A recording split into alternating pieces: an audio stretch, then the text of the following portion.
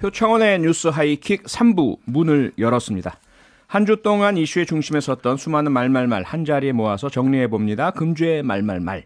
이종훈 시사평론가 그리고 미디어인권연구소 뭉클 이봉우 연구원 두 분과 함께합니다. 어서 오세요. 안녕하세요. 네, 이종훈 평론가 첫 번째 말말말 어떤 말 준비하셨습니까? 네, 늘 그렇듯이 오늘도 역시 오디오로 준비했습니다. 네. 같이 잠시 들어보시죠. 안철수 후보가 무조건 정권 교체 이야기를 하는데 네. 제가 계속 강조한 것처럼 민주당 대표도 송영길로 바뀌었고 예. 이재명 후보는 문재인 정부에서 탄압을 받던 사람이에요. 예. 아시죠? 예. 거의 기소돼서 죽을 뻔했잖아요. 예. 장관을 했습니까? 국회의원을 했습니까? 예. 송영길 더불어민주당 대표의 말인데 네. 이재명 후보가 문재인 정부에서 탄압을 받아서 거의 죽을 뻔했다. 이런 이야기네요. 네, 송 대표는 어제 MBC의 뉴스 외전이라는 프로그램 출연해서 예. 안철수 국민의당 대선 후보와 이재명 후보의 단일화 가능성을 묻는 질문에 네. 설명하면서 이렇게 대답을 했거든요. 어허. 표디가 예전에 그 당에 계셨잖아요. 왜 제 과거를 주십니까? 예.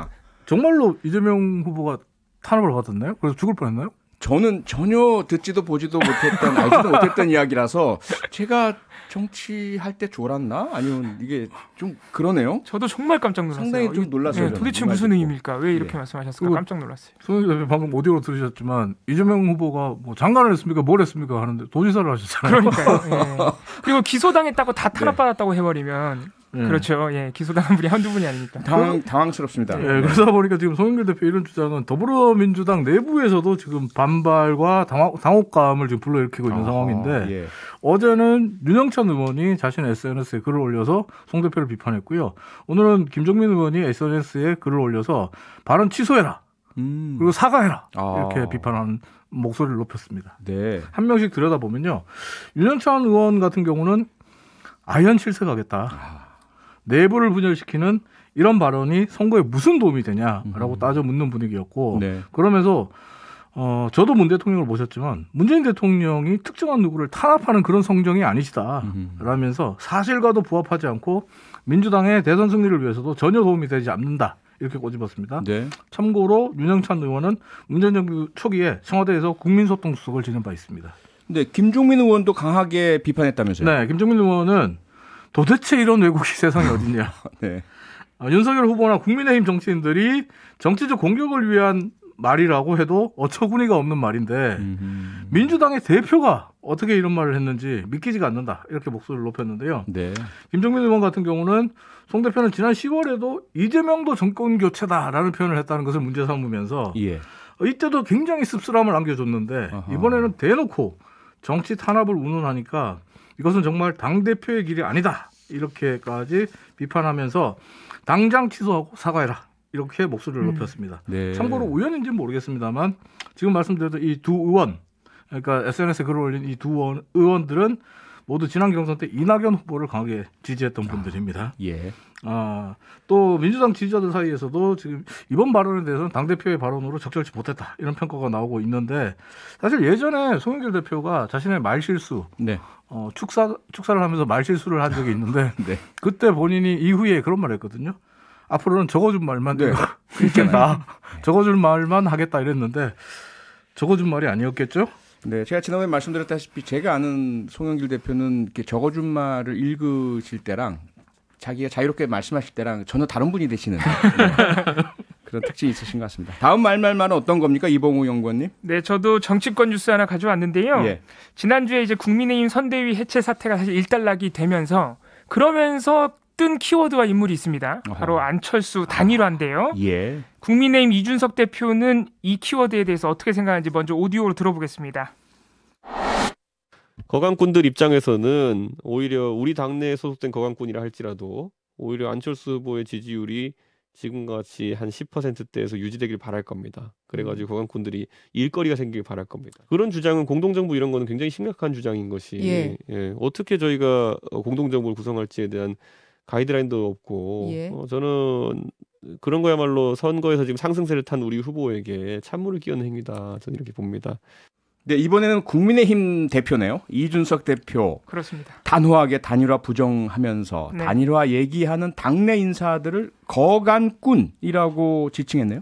굉장히 이제 강한 비판인데요. 그렇죠. 거간꾼이라고 하면 그 사전의 뜻을 찾아보면 네. 이제 흥정하는 사람들입니다. 예. 그러니까 정치권에서 심지어 대선을 두고 자신의 이익을 위해서 양쪽 후보에 뭐 흥정을 해본다 뭐 이렇게까지 지금 비유를 한 것인데 네. 이준석 대표 입장에서는 이 안철수 후보와 윤석열 후보의 단일화 얘기가 조금 더 민감할 수밖에 없는 것이요. 네. 사실 거간꾼이라고 얘기할 정도로 강하게 비판하고 있는 그 논리가 언론 보도에서도 읽을 수 있기 때문이에요. 아하. 1월 6일부터 8일까지면은 사실 갈등이 해결된 이유거든요. 지난주 1월 6일부터 8일. 예. 근데 그 시기에 신문들 사설을 한번 보시면요. 이준석 대표를 향한 비판, 책임론이 굉장히 강하게 제기됐습니다. 아하. 당내 갈등 이준석 대표 때문이다. 예. 심지어 일부 매체 같은 경우 이런 대표는 본 적이 없다. 이런 식으로 강하게 비판하는데 또 같은 시기에 안철수 후보 지지율이 올랐다는 보도가 엄청나게 많이 나오면서 네. 그러니까 단일화해야 된다는 식으로 연결이 돼버린 거예요. 아하. 그러니까 이준석 대표 입장에서는 더더욱 조금 민감할 수밖에 없는 얘기겠습니다. 안철수 후보도 사실 단일화에 대해서는 부정적 의견을 계속 내고 있지 않습니까? 그렇습니다. 어제도 안철수 후보 한국기자협회 토론회에서 내가 대통령이 되려고 나왔고 정권 교체하러 나왔다. 예. 심지어는 70년 동안 제3당 후보로서 20% 이상 받은 사람이 나밖에 없다. 김대중 대통령과 나밖에 없다. 예. 이렇게까지 자신감을 내비쳤는데 네. 사실 이것도 언론 보도가 문제입니다. 지금 최근에 언론 보도 보시면요. 네. 안철수 후보 언급된 보도에 사실 절반 이상은 다 단일화 얘기하거든요. 아하. 특히 윤석열 후보와의 단일화 얘기를 많이 합니다. 예. 실제로 1월 5일부터 12일까지 제가 언론진흥재단 비카인즈로 안철수 후보 언급 보도를 봤더니 네. 59%가 지지율을 언급하고 48%가 단일화를 언급해요. 아하. 그러니까 안철수 후보 보도할 때는 단일화를 언급한다는 겁니다. 지지율 아니면 단일화. 그렇습니다. 둘이네요. 심지어 단일화 때 지지율. 단일화 때 지지율. 맞아요. 네. 이게 딱 맞는 말씀이신 게 사실 1월 6일부터 오늘까지 매일매일 안철수 후보 지지율이 올랐다. 두 자릿수다라는 여론조사 결과가 보도되고 예. 단일화가 같이 보도되고 있는 거예요. 네. 그래서 1월 7일 같은 경우 어떤 보도까지 나왔냐면 15%를 넘겼으니 야권 단일화 가능성이 높아졌다. 아하. 이렇게 묘사하는 보도가 상당히 많은데 이거 어떻게 생각했어요? 여론조사 결과 하나 가지고 네. 야권 단일화 본인들은 아니라고 하는데 가능성이 높아졌다고 언론 보도가 써버리면 예. 당사자들이 좀 곤란하지 않을까요? 그러니까 언론의 간신법이죠. 언론의 간신법이고 언론이 어떻게 보면 그 주장을 하는 언론들은 15%가 됐으니 이제 단일화를 해주기를 바라면서 뭐 불감청 고소원 같은 그런 느낌이 좀 있지 않나. 저는 기사를 보면서 그런 생각도 좀 많이 했습니다. 인디언 기우제처럼 단일화 될 때까지. 네. 그렇죠. 그래서 사실 여론조사에 있어서 지금 약간 과잉돼 있습니다. 언론 보도가. 늘 그렇지만. 그래서 조금 자제할 필요가 있는 게요.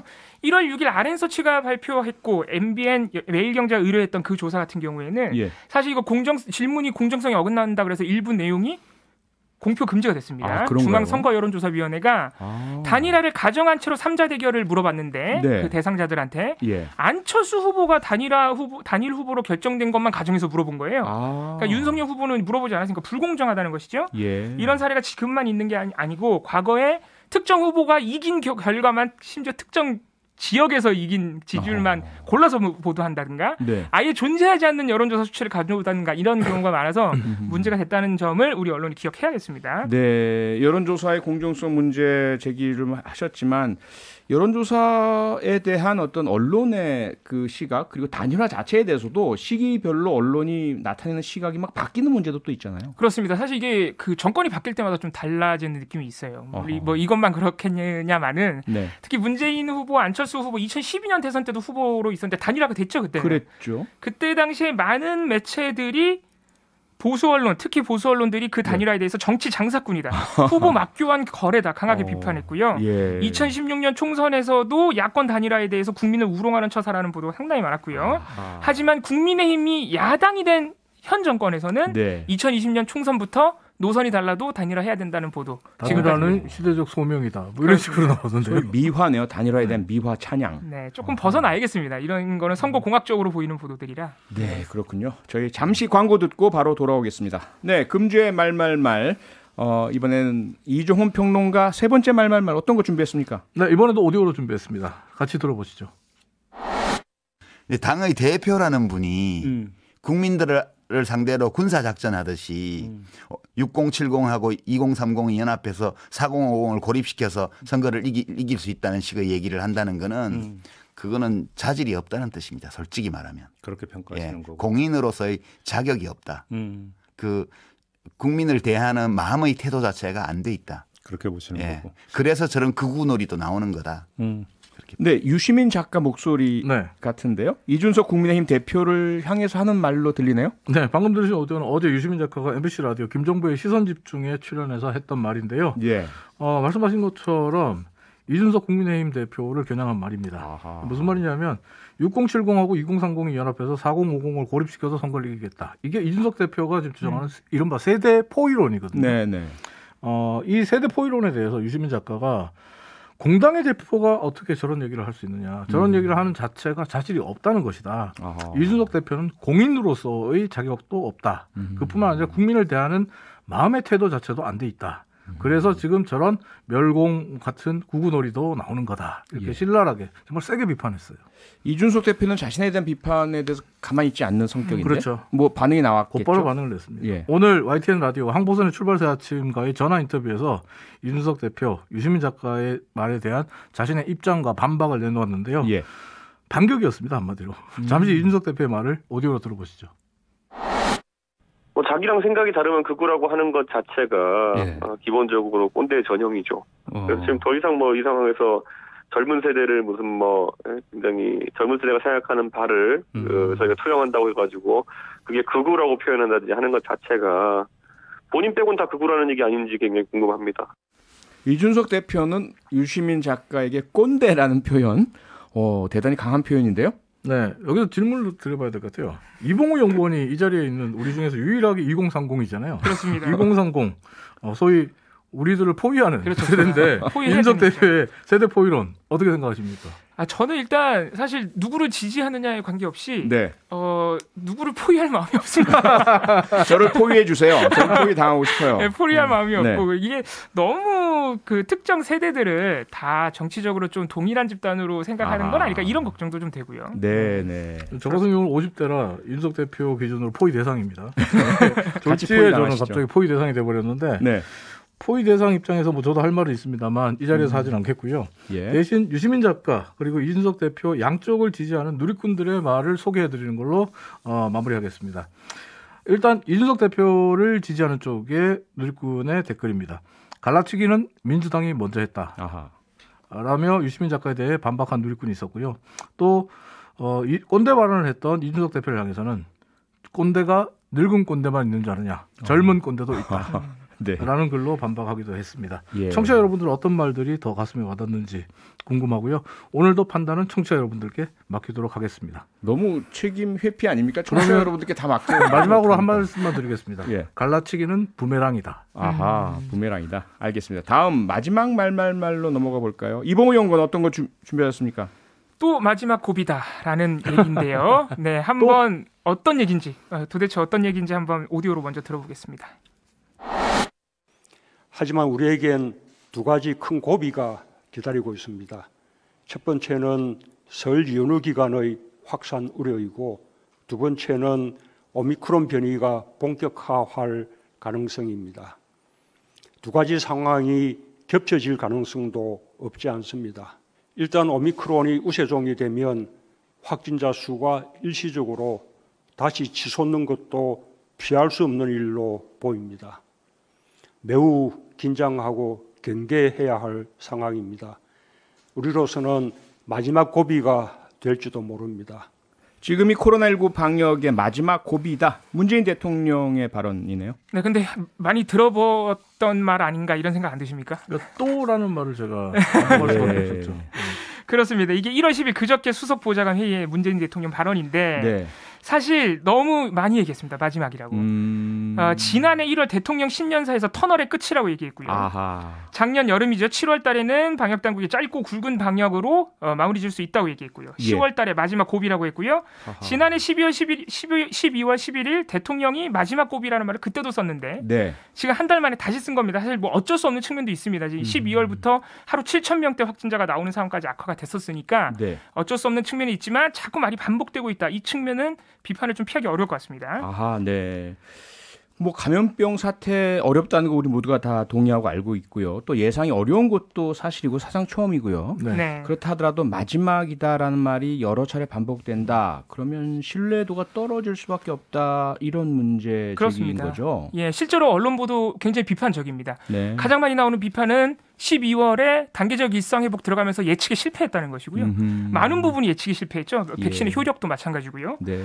그러면서 같이 나오는 비판이 준비가 없었다. 너무 시기상조였다. 단계적 일상 회복이. 이런 비판이 많은 가운데 아마 12월부터 보도 보셨을 텐데요. 일부 매체에서는 이런 프레임이 등장했습니다. 무너진 K방역이라는 키워드 굉장히 많이 보도했습니다. 12월부터. 12월 7, 8일부터 하루 확진자 6, 7천 명 넘어갔거든요. 네. 딱 그 시점부터 이제 신문 1면에 무너진 K방역이라는 키워드가 등장했어요. 두 분은 어떻게 생각하세요? 지금 이 상황에 사실 정부가 예측도 실패하고 준비도 부족했던 건 사실이기 때문에 그럼 우리 방역 대책이 무너졌다 이렇게 볼 수 있을까요? 저는 또 한 번의 고비가 찾아온다 이렇게 표현하는 게 좀 좋다고 생각을 하고 있고요. 네. 근데 언론의 지금 보도를 보면서 솔직히 여러 차례 이 자리에서 말씀드렸습니다만 도대체 어느 장단에 춤을 추라는 거냐라는 말이 절로 나올 수밖에 없어요. 왜냐하면 그렇죠. 자영업자 다 죽는다. 맞아요. 느슨한 방역으로 가자. 코로나 위드 코로나 가자. 유럽 봐라. 우리도 가자. 누가 주장했습니까? 그렇죠. 언론에서 강하게 주장했잖아요. 강하게 주장했잖아요. 백신 안 들여온다고 정부와 대통령 정말 많이 비난했잖아요. 언론에서 이제 와서 그랬죠. 백신 효능이 있냐 없냐. 왜 백신 강제로 맞추러 가느냐. 일상 회복하면 이렇게 될 줄 몰랐냐. 위드 코로나 너무 성급하게 한 거 아니냐. 빨리 다시 문을 잠궈라.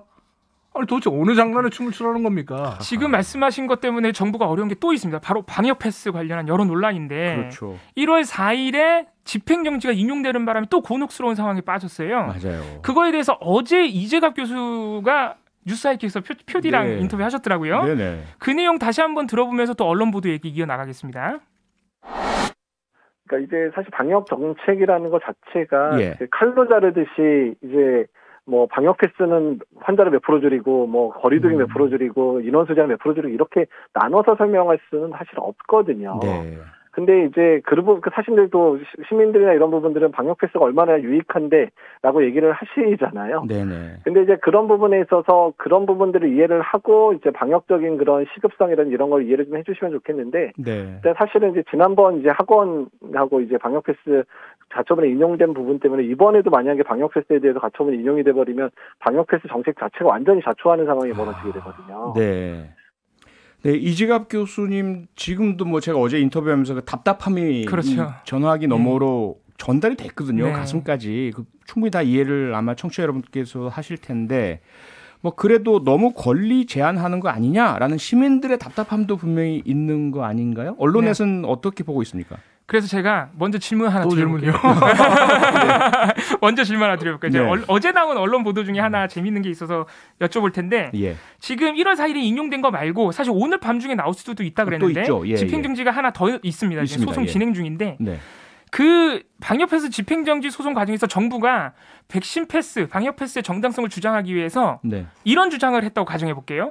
지금 오랫동안 학교 등교를 못해서 아동 청소년의 학업 성취도와 행복도가 다 떨어져 있다. 그래서 방역 패스 해야 한다. 이렇게 정부가 주장했다면 이게 과연 올바른 주장일까요? 아니면 좀 무리한 주장일까요? 너무 문제가 어렵습니다. 너무 어려운가요?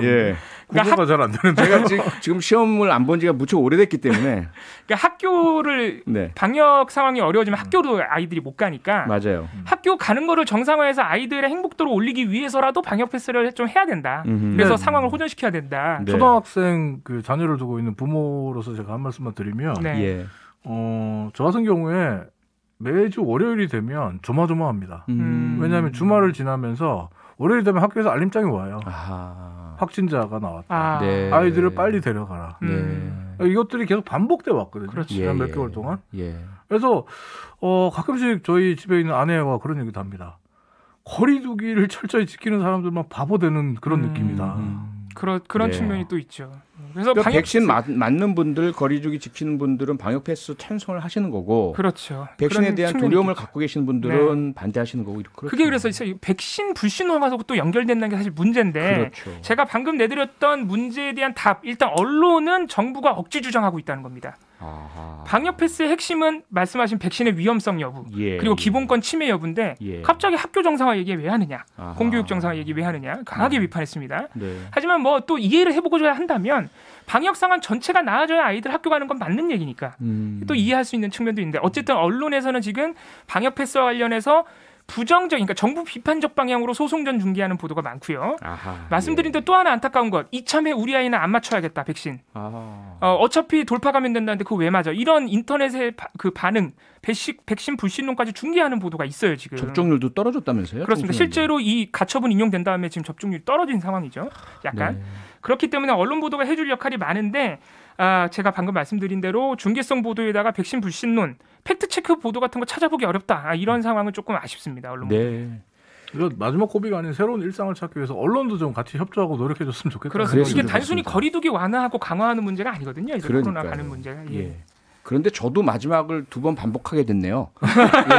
마지막 말말만 하나 더 있습니다. 이종훈 평론가님. 또 마지막입니다. 뭡니까? 마지막 말은 참 모질게 했다.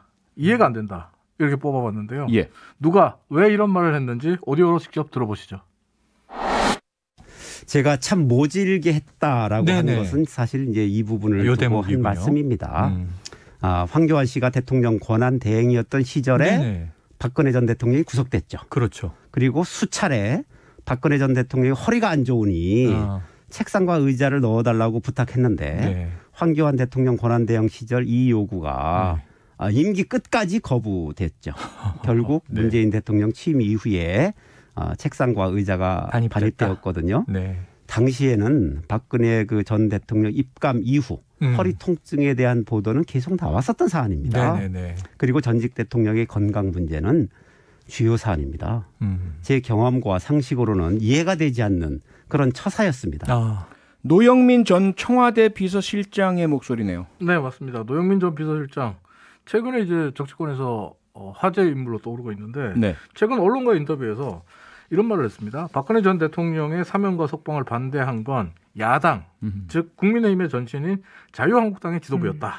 이렇게 인터뷰를 하면서 논란을 불러일으킨 바가 있는데 제가 논란이라고 표현하는 부분은 이제 노영민 전 실장은 이렇게 주장을 했습니다만 당시 자유한국당, 국민의힘의 전신인 자유한국당 지도부, 그러니까 한교안 전 대표 그리고 나경원 전 원내대표는 거짓말이다.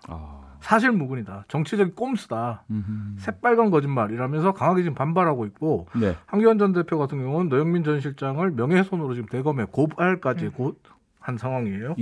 그런 상황이다 보니까 제가 논란이라는 표현을 썼는데 하지만 노 전 비서실장은 분명히 들었다. 이건 나만 들은 게 아니라 청와대에 기록도 남아있다. 이렇게 얘기를 하고 방금 들으셨던 오디오는 노 실장이 오늘 어제 KBS 라디오 최영일의 시사본부에 출연해서 허리가 안 좋은 박근혜 전 대통령이 책상과 의자를 넣어달라고 부탁을 했지만 한교안 당시 대통령 권한 대행이 이 요구를 끝까지 거부했다. 그래서 결국 문재인 대통령이 취임하고 난 다음에 비로소 책상과 의자를 넣어드릴 수 있었다. 그래서 박근혜 전 대통령이 허리가 안 좋고 통증을 호소한다는 거는 박근혜 전 대통령이 입감된 이후부터 계속해서 보도된 사례인데 이때 왜 한교안 당시 대통령 권한 대행이 이걸 받아들여주지 않았는지 끝까지 거부했는지 모르겠다.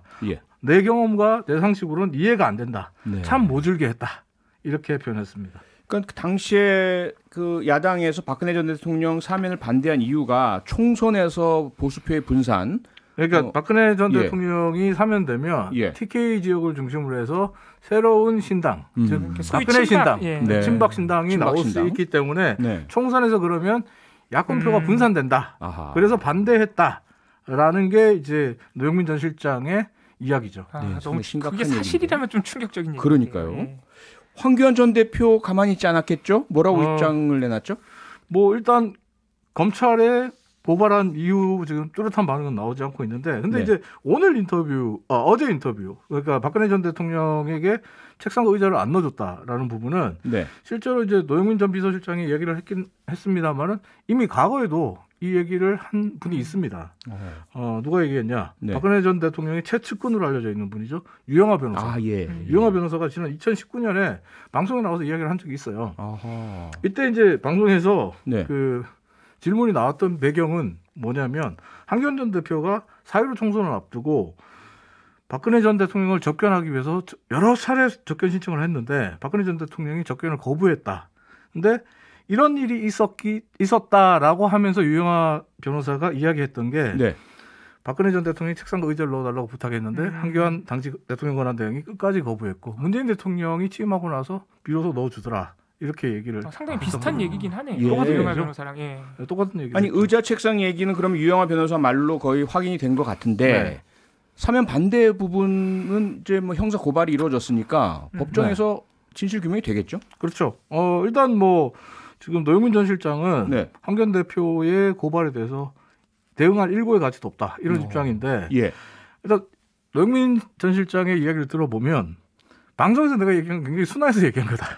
인터뷰를 굉장히 순화해서 했다. 근데 예. 당시의 대화는 육하 원칙에 따라서 잘 정리돼 있다. 정리가 돼 있다. 청와대에. 네, 그렇게 얘기를 했거든요. 그러니까 있었던 사실이다라고 주장하는 건데 예. 하지만 우리 법은 있었던 사실과 팩트를 말해도 사실 적시에 의한 명예훼손으로 고발이 될 수 있습니다.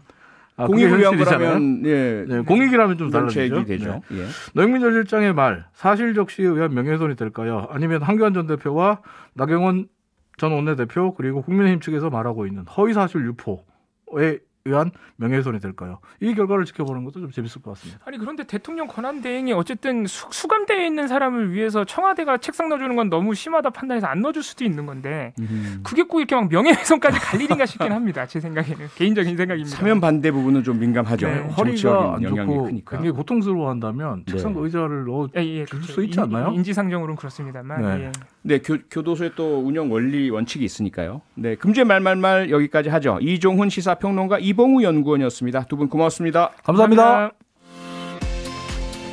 평일 저녁 6시 5분에 여러분을 찾아갑니다. MBC 라디오 표창원의 뉴스 하이킥.